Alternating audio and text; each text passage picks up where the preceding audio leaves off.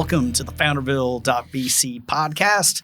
This is a podcast where we talk to founders and entrepreneurs, anybody involved in the innovation ecosystem.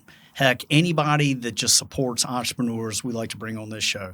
Today, super fired up to have a good friend of the podcast, a good friend of Founderville.vc, Mr. Matt Bell with the South Carolina Research Authority, also known as SCRA. Matt, great to have you. Yeah, thanks for having me, Shay. Appreciate it. Absolutely. It's good. We've seen each other a bunch lately. Yep. I feel like it's that time of year. Yes. We just got home from Venture Atlanta. It was an amazing show.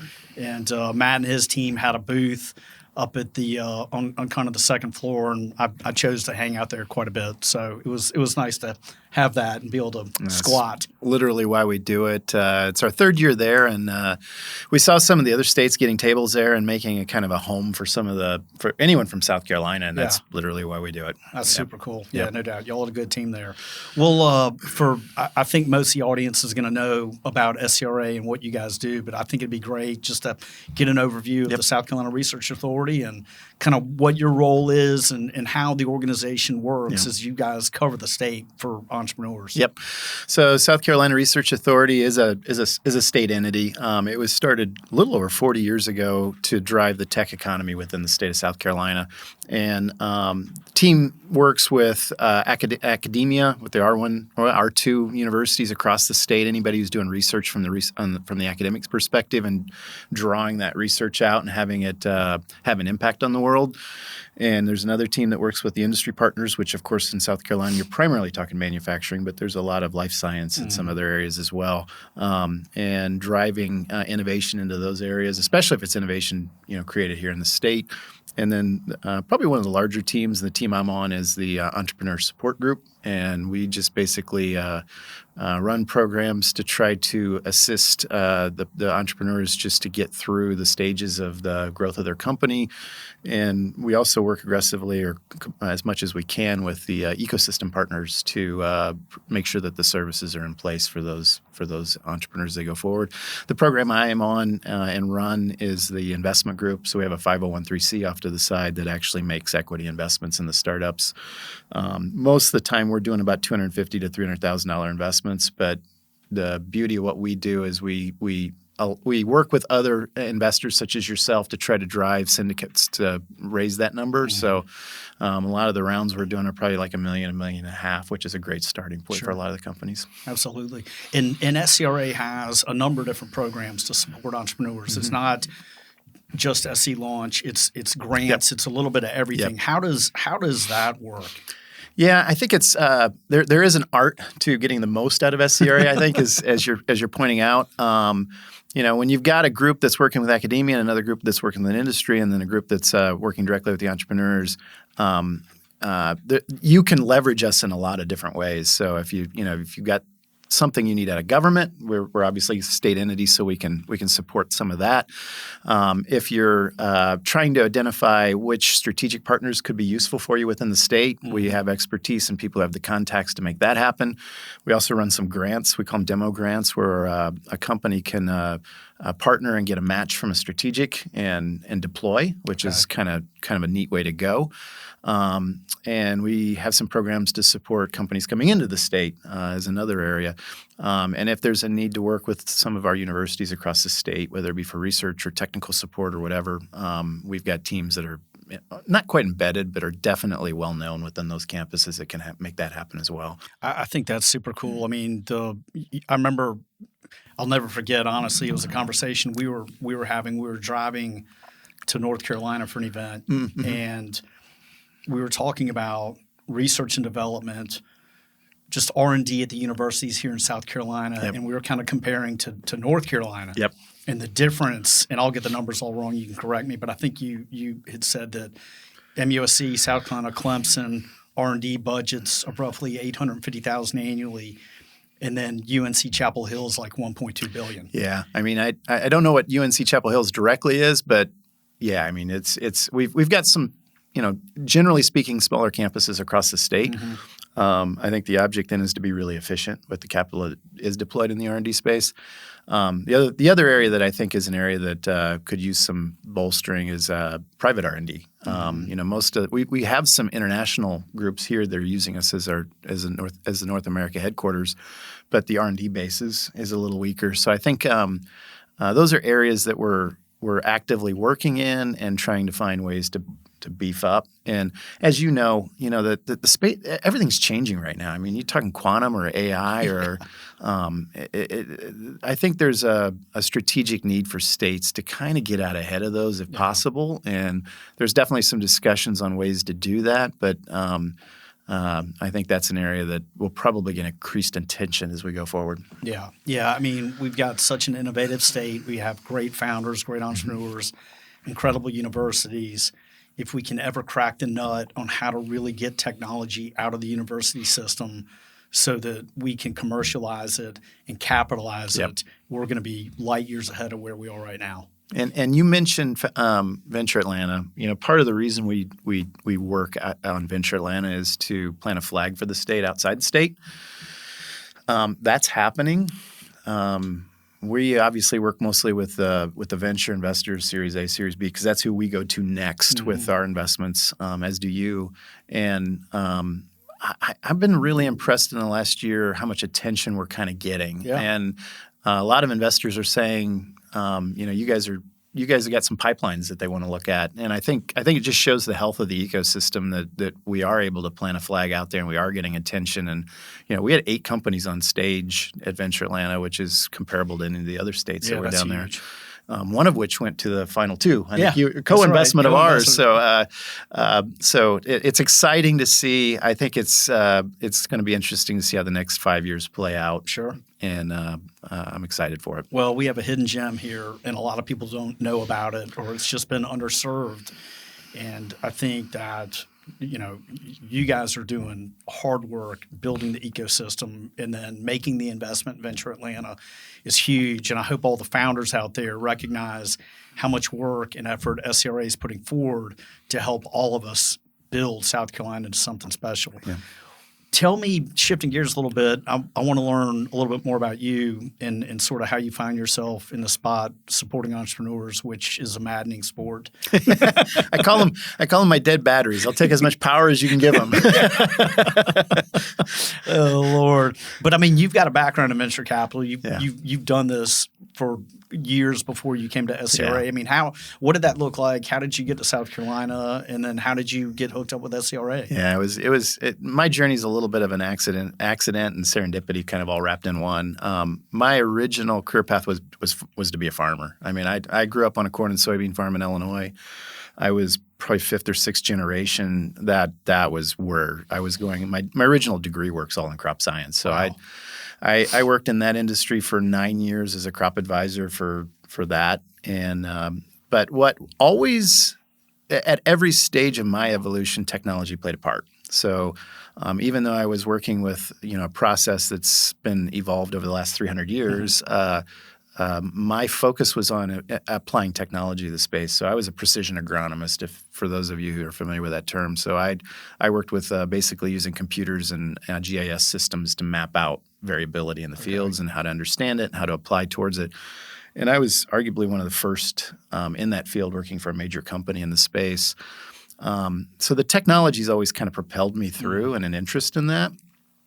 I went back to graduate school for a couple of years while I worked, same time, and was moving into a new career path in the corporate side when the 2001 market crash came about and the whole sector went into lockdown. And I ended up at the University of Michigan, again, focused on licensing and tech transfer because, again, the technology aspects. And at that stage, I told my wife, we'll do this for 2 years and go back into ag. That's where I come from. And I fell in love with the whole entrepreneur startup side of the equation. And Michigan actually had a dedicated team that did startups. So I said, that's where I want to be. And I was there for 10 years. So, so I had probably, 20 startups. I think I counted at one point. They had my fingerprints all over them, and learned a ton and was really involved in the process and got to know the investors up there and in the Midwest and really engaged in that process. And then a venture fund came knocking and said, hey, we want to do an ag venture fund. So I was arguably in one of the early food and ag venture funds back in 2013. Okay. Did that for 9 years. We did 110, $140 million funds, learned a ton, worked with some great people on that. COVID hit, and I said it was too cold in Chicago. Let's go to a warmer ecosystem, and we moved down here to South Carolina. And there was a great opportunity with South Carolina Research Authority working with early stage, which is what I cut my teeth with at Michigan. And I just love the idea of being able to get back and work with those early founders. So that's what attracted me to it. Yeah, that's awesome. Amazing background and experience. And I think at this point, you're the only farmer I know. Yeah, I think at one point I was the only venture capitalist, actual farmer in this space. Yeah. Farmer to VC. I don't know. So you mentioned working at Michigan. I mean, that had to be incredible. I think one thing Michigan's known for is tech transfer. Yeah. I mean, what could we learn from what they've been able to do? I mean, when I went there in 2003, it was not known for that. In fact, there's a reason they hired me as a crop scientist into a university that had no crop science department.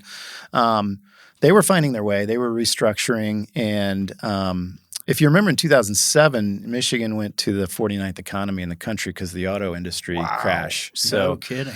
So Michigan had its ups and downs as well. And the one thing that I learned from all of that is everybody looked to Michigan, tech transfer, to drive the economy and diversify it. Mm-hmm. And that happened.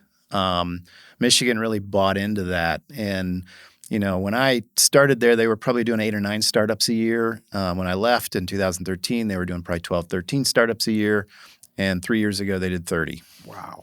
And these are legit. These are legit startups. And part of it is they just really built out their muscles around translational research and how to move technology off campus. And there's a lot of research centers they created which really bring life science and engineers into the room. Mm-hmm. And in their engineering school, at least there was while I was there was for tenure, you actually counted your patent applications to some extent, which was rare. Huh. So they really kind of bought into it while I was there, and you saw the results of that, and you still see the results of that. And it's an environment I was really proud to be part of and help to build. And I saw the same thing at the University of Illinois when I was there for about a year and a half, mm-hmm. Just a few years ago. Some universities are starting to figure it out and put. Really, I think a lot of it has to do with just getting some talent in there who understands how to translate, and I think that's one of the keys. So that it was a great experience, and like I said, the most rewarding thing for me was when I moved down here. I sat next to a J&J guy who was there in a tech team in Charleston one night for dinner at an event for SC Bio. And we started naming companies, and I quickly realized he'd invested in or acquired 6 of my companies out of Michigan, God. Which was that's crazy, just totally rewarding. Yeah, that's nuts. So, oh Lord. Well, let's shift gears and talk about South Carolina. Mm-hmm. I mean, I love what's going on in Michigan and Illinois, and I think we've got a lot to learn from some of these states and some of the university and systems that are, arguably ahead of us in terms of tech transfer. But I mean, we've got an incredible opportunity here. You guys see it. You're on the ground. I mean, I've been hyper focused on Greenville, the upstate, and working the ecosystem here. I talk to founders from Charleston. I talk to founders from Myrtle Beach, but I don't have boots on the ground anywhere near to the level clearly that you guys do. I mean, y'all see everything, and I think that's one thing that's super interesting about SCRA. Yeah, we have 160 roughly companies in the pipeline. These are pre-investment companies. We probably have about 100 that approach us every year. These are all tech companies. Mm-hmm. They're all trying to figure out how to scale. My experience is each ecosystem's different, and no ecosystems try to replicate what other ecosystems are doing entirely. Yeah. And each ecosystem plays to its strengths. And there's definitely some strengths here, and there's some strengths that Chicago and Michigan could learn from for sure. Oh, wow. Having a centralized economic development group that focuses on tech is kind of unusual. It's actually something that really attracted me because I hadn't seen that before. And it's a small state. I mean, I think I heard once that you could take all of Metro Atlanta and put them into South Carolina, and that's the population, I think right? that's about So right, yep. you tend to bounce off the same people over and over again, and you get to know them, and that's a strength. That's an advantage, in my opinion. So I think that there's a lot of early stage resources available, funding at the seed stage, and some of the ecosystem partners are really active and doing some things. Lessons learned for me here, when I came down 21 at the end of COVID, it was pretty well dead across the board. Everybody was. I mean, that's not unique to South Carolina. But every year I've been here, I've seen improvement and improvement to the point where last year we said, all right, we got to get outside the state and start planting our flag because we're ready. And that was our program. That was the way we were looking at it. And I'm proud to wave that flag outside the state now. I mean, we're getting a very positive response for that. Yeah, I'm hearing positive response across the board from other VCs in the region. I think, Furman's done such a good job, right? And with Brian GVL. Davis and the Hill Institute, GVL starts. Yeah. The Harbor's doing great work in Charleston, GrowCo in Columbia.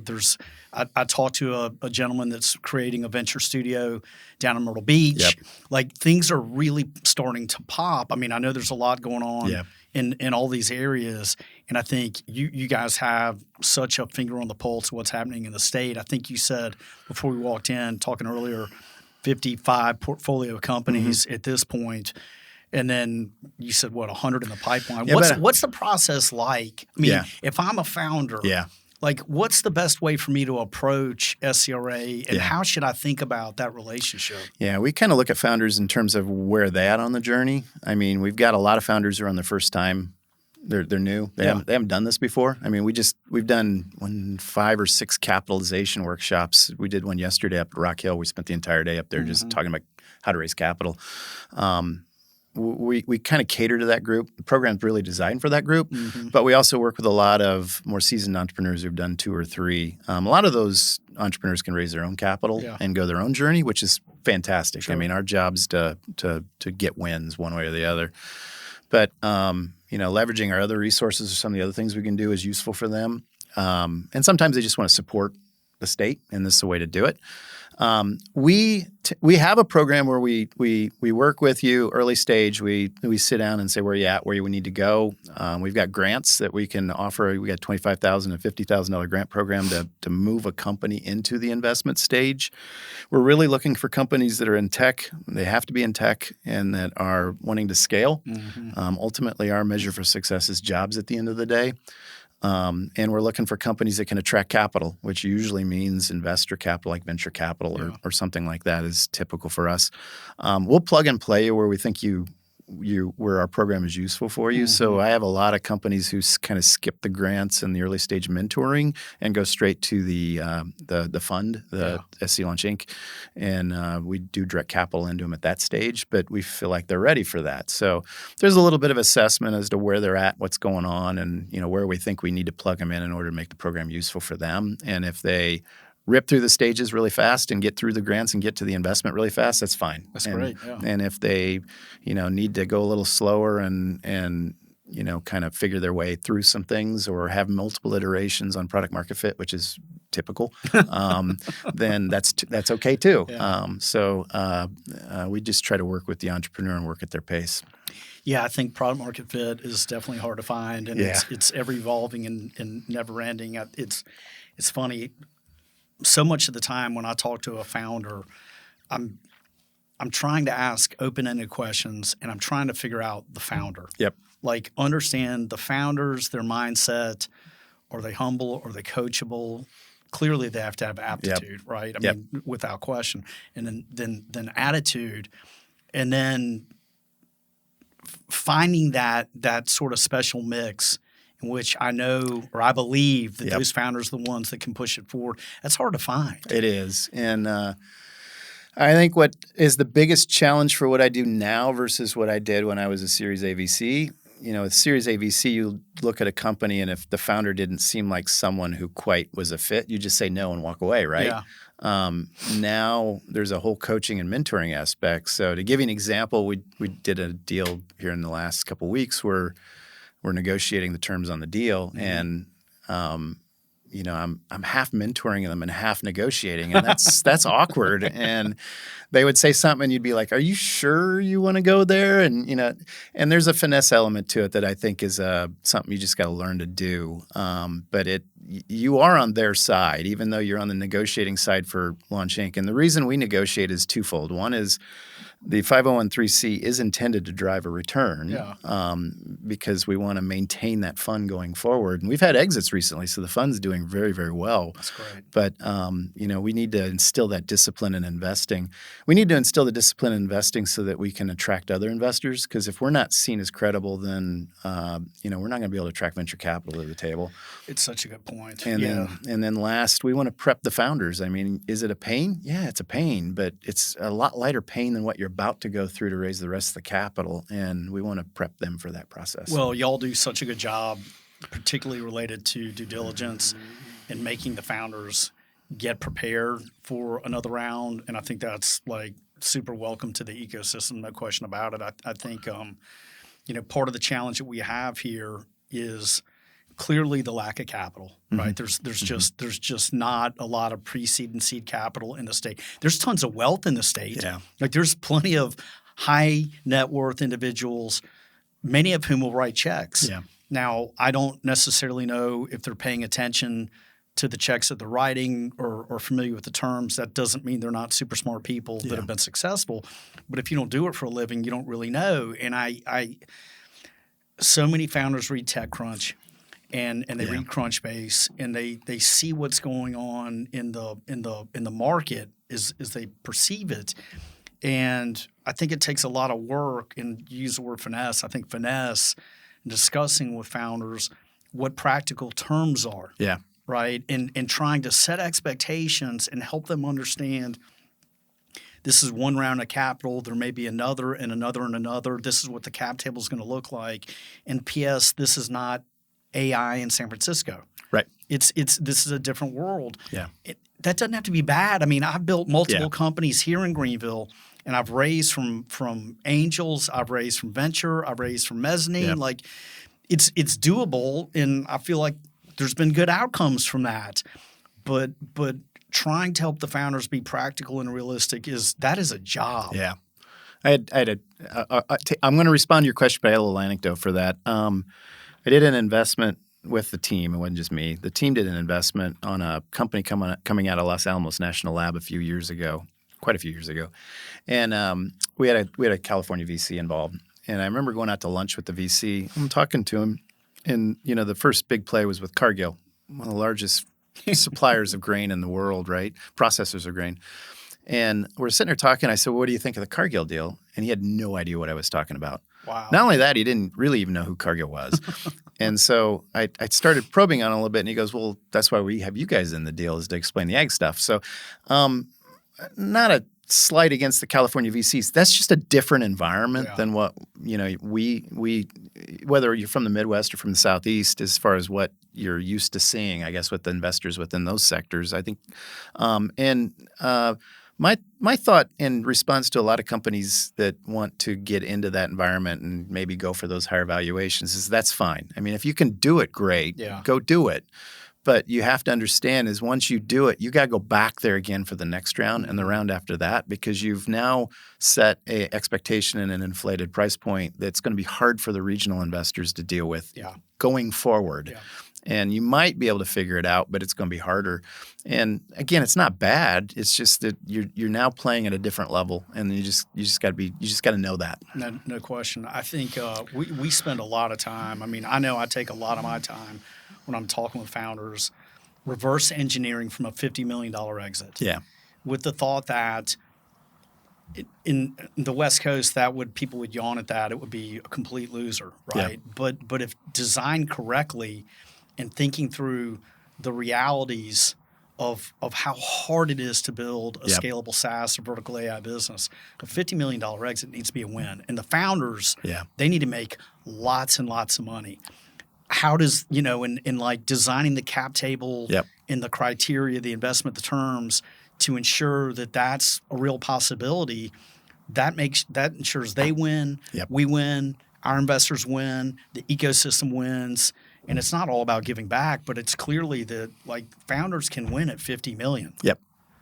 And that's literally why we started the capitalization workshops. I mean, we walk through what a venture fund is and how it works, and we get into the math. Yeah. Because you need to understand that and why they act the way they do, and how they're structured. And then we spend the afternoon doing a fake capitalization plan where we basically lay out, okay, well, what is the curve for a company in terms of its revenue growth, and what's the expense rate off of that, and what's the valuation based on the multiple off of the, these are standard terms you and I use all the time. Yeah. Why do we do that? So because it's easy then to show the mistakes. I mean, you take a model and you put $2.5, $3 million in safes on the front end of it. It seems innocuous and not that big a deal. But then you say, okay, now what's the next round look like? Yeah. And how do you absorb that blow? Because that's a promissory note going into that, et cetera. And it's complicated, and it requires some advisors, I think, to come in and help you. And it can be done. You can screw it up at the beginning. Yeah. And the last thing you want to do as a founder is dedicate 5 years of your life, blood, sweat, and tears to something and not get a return off of it. And you can mess something up at the beginning pretty easily. So we thought, let's just get out there and show them, kind of how to go through this process. That's important work. Yeah, we're involved in one situation right now that's things got a little ahead of themselves in terms of pricing. Yeah. And now the founders starting to feel it a little bit. They're like, wait a minute, this is, they're frustrated. And it's like, this is a frustrating point, place to find yourself. It's not perfect. You'll get out of it. You'll get through it, but it's not easy. Let's talk about fundraising here locally or in the state, and in the deck and the process. And what is y'all's process? I mean, I know you guys have a pretty fixed process in terms of how we do, but you've got a big team across the state that's interacting with all the EDOs and the founders all the time. Yep. Yeah, we got 2 people in the Columbia region, and 2 people in Greenville, and 2 people in Charleston. They cover the whole state, so you almost divide the state into 3 parts. A lot of what they're doing is working with the companies to assess and to help them kind of set up their strategy and to make sure the product market fit's there. Because, what triggers the investment usually is that product market fit and having some data behind it to show, okay, you got at least an initial idea that you figured it out, which is to me a $200,000 to $500,000 range on revenue, depending upon the model. Yeah. So, that team is working on that. The fun guys, myself and Patrick Bailey, who works with me, are actively involved in that, in our capital workshops, and trying very hard to understand what's coming up through the pipeline and engaging as we can to help. But the process. So we are a bit convoluted on our process, and there's reasons for it. And you know this. We've talked about this before. We do have a volunteer board that is mandated for what we do to actually be our investment committee and make the decisions. We pull them together quarterly and go through the process of having the pitches done. And it is literally, you make the pitch that day, and you pretty much know that day whether you're going to get it or not. We do have some situations where it goes beyond that, but most of the time that's the play. So we work off of a quarterly schedule. Before every meeting, we probably are looking at 8 to 12 companies and starting to do diligence on 8, and we usually work it down to about 4 that we bring to the board. So we're doing about 12 investments a year, which is a lot for a small fund. It's super active. And doing diligence on 30 companies is not fun, but we do it. And we do a lot of correction. I mean, we clean a lot of data rooms up. I'm sure. And we're also working on syndicating so that, you're aware of what we're looking at. Yeah. And some of the other investors are in the state know what we're looking at. And, the hope is that by the time we get to the end of that process and the board's invested, we can pull together a round that's appropriate for the company at that stage. Yeah. So I think from seed funding perspective, the ecosystem is as healthy as I've seen it. Could it be better? Yes. But, you can get early stage capital from a variety of sources. And I'm seeing entrepreneurs getting really creative. Like, we've got one company that's going around and doing family offices and raising money, which is typically what a VC would do, right? But they're doing it. And so it's kind of fun watching them figure it out. And we got Vicinity Capital here in town that's doing some crowdfunding on some deals. And so, there's a lot of options out there versus just traditional VC. But the next phase in my mind of our evolution is really figuring out how to unlock Series A for the state. I think there's really legitimately one venture fund truly housed in the state that's a true Series A venture fund, and it's a life science fund. Yeah. There are investors living in the state, but that's really the only one that's really housed here. Yeah. And I think for raising Series A capital, you really need to be outside the state and knocking on doors and getting to know that group. Such a good point. It is. I mean, when Founderville started, it was like a gap in pre-seed seed. But you're right. There's such a gap in Series A, and for the companies that scale to $2 and $3 million in revenue and are ready for Series A in today's world, there's you're going to Atlanta, you're going to Chicago and Austin and Boston, and that's just what it is. Building those relationships takes a lot of time. Which is why we're doing everything we can do to be at Venture Atlanta, have a table there, network ourselves. We're at Seed the South. We're at the Charlotte events. Where I was on the phone with RevTech Labs this morning in Charlotte. Yeah. We're trying to set up those networks amongst our team so that when you get to that stage, we can make some warm intros as needed. I think the other thing we need to unlock, which we haven't quite figured out, is watching some of the founders at Venture Atlanta. There's some founders in our roster that are really good at this. Yeah. So how do I have them teach that back? And we initiated a program we were calling Venture Passport this year, where we're trying to pull some of those guys together with some earlier guys that are all raising and have them do a pre-meeting, post-meeting, get together and talk. And we're experimenting with it now. I'll let you know how it goes. Yeah, but it's an attempt to get into that. Yeah, it's interesting you say that. I mean, Moses Nickerson from Pixel Mob did such a good job in Atlanta, Adventure Atlanta this year. And it was so funny because literally the last word was right at 3 minutes, and I was like, he's got it down to the second. I don't know if that's the case or not. We'll ask Moses. He's going to walk in here next after this.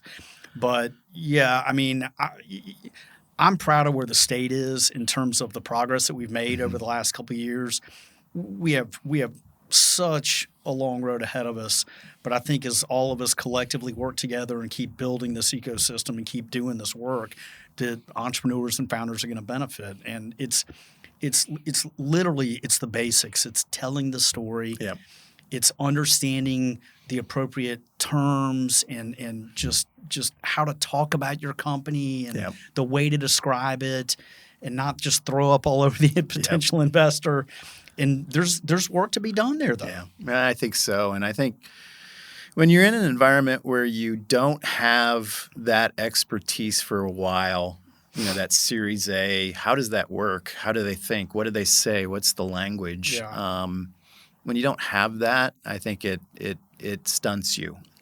And I think we're doing everything we can to not let that happen. Yeah. And hopefully you and I will be talking about Series B here soon. That would be fantastic. I would love for one of the Founderville portfolio companies to get to a Series B. Maybe in 18 months or so, maybe we'll have our first. One thing I did want to talk about that I've noticed, and I'm sure you've seen it, a lot of founders, particularly first-time founders that are out raising capital, and they could still be sort of pre-product market fit, but they're raising their first round. Yeah. And for whatever reason, they're picking $1.5 and $2 million. Yeah.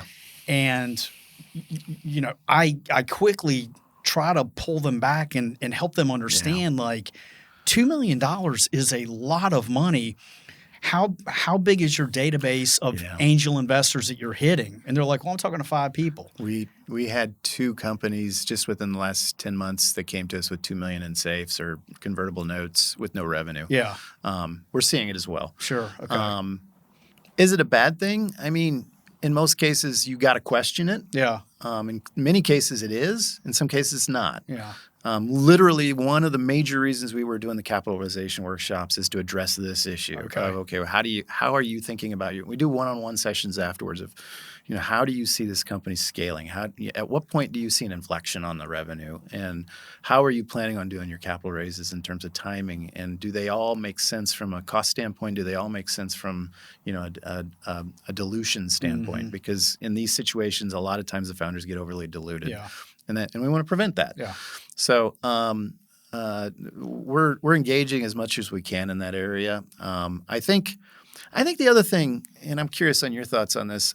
I've been doing this since 2010, probably, so 15 years, and this is maybe the most complex environment I've ever seen for an entrepreneur to come into it. I think it's super complicated because there's so many headlines coming at the entrepreneur. I think there's so much uncertainty with AI. I don't think there's a keen understanding of how to raise capital. I think all of those things are making it super difficult for a founder. And the thing I've coached a lot of the founders on now is like, listen, if you're truly pre-seed and generating 15 or 20,000 in ARR and you got 4 or 5 customers, practically, just realistically, you're here in Greenville, you're in Charleston. If you don't have a deep network of high net worth people that are willing to write checks, then you need to think about a $600,000 or $700,000 or $800,000 round and be glad that you can get that done. And I don't mean that as like is a depressing point. I think it is a realistic point. Like I'm seeing a lot of $500,000 and $700,000 rounds. I wish that was 18 months of runway. It's not. It's probably 12 to 15. Yeah. But that's just what is going on right now. Yeah. And you've got to be willing to go all in and build around that and go for it. I kind of see it in two ways. I did ag tech investing for almost 10 years. The challenge with ag tech investing is it's an environment which is not sophisticated from an investment standpoint. There just hasn't been a lot of investors playing in that space for a while, so they were learning their way through. We were learning our way through. But that also meant that you had to have longer runways than what you normally would in other sectors. So, a company that in any other sector would probably exit, in 5, 6 years would probably take 8, 9, 10 in ag, and most of them were taking 11, 12, 13. Wow. And it's just, that environment. There's not a lot of strategics in the space, and there's not a lot of mid-sized companies to back those. Right.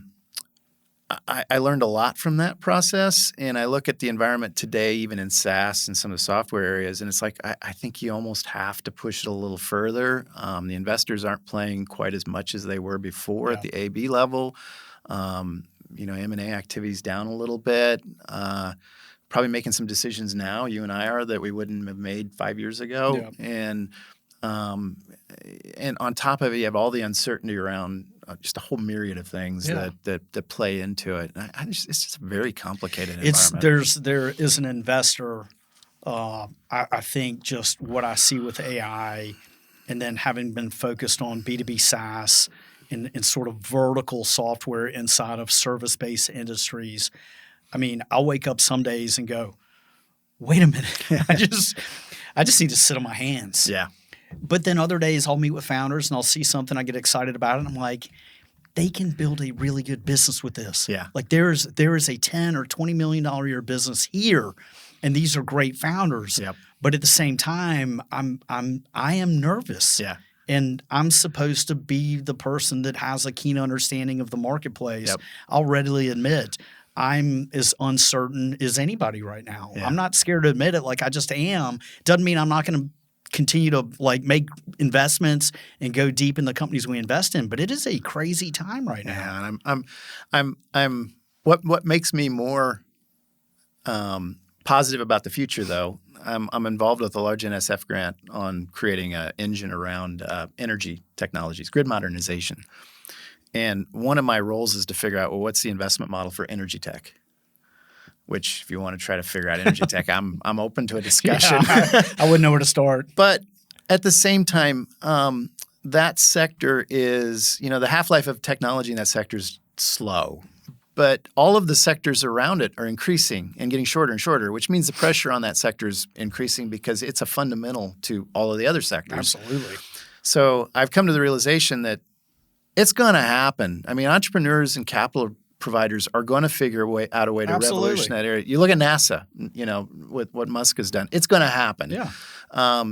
And so I'm kind of enjoying just trying to figure out, okay, how's that going to play? Right. How's it going to happen? And I look at that and I realize, the resiliency of our entrepreneurial base in this country and in the state is just so strong that I have full faith that we're going to work our way through it. The best founders find a way. The best founders don't give up. They grind. Yeah. They're resilient. They keep after it. And, I always say, particularly at the stage that we invest in, I care about the product. I care about what they're marketing, Yep. what it is. But the reality is it's going to change. Yep. It's going to change in 1 year or 2 years, and there's new feature sets and new add-ons, and there's complete pivots that are hanging out there. Yep. It's so much about the founders, but I'm like you, man. I'm so bullish about South Carolina, about what we're building here, the entrepreneurs that we have. I mean, I know we've got a lot of runway ahead of us. Yep, I agree. You and I we've got jobs for as long as we can do it. I think so. I hope so. Yeah. I have to create returns when you have to create returns. Oh, Lord. Well, dude, this has been great, Matt. It's been good to catch up. And congrats on all the work at SCRA, everything you guys are doing for the ecosystem. It's crucial. It's so important. I can't tell you how many times I have meetings with founders, and I'm like, if you talk to SCRA, I appreciate that. Here's the group that you need to talk with, right? So anyway, I certainly appreciate what you guys do for the ecosystem. And I think the same for you. As we've said, there's not a lot of funds in the state, and anytime you've got one in the state, they take a load off for us. I mean, I think what's not appreciated in the investment side is it's not a competitive process in most cases, especially environments like this one. It's a highly synergistic, and we rely on each other. So I appreciate you doing what you're doing as well. Absolutely. Yeah. I'm happy to do it. I'm having fun most of the time. Yep. Awesome. Good deal. All right, y'all. This is Matt Bell with the South Carolina Research Authority. Thanks for tuning in to the Founderville.bc podcast.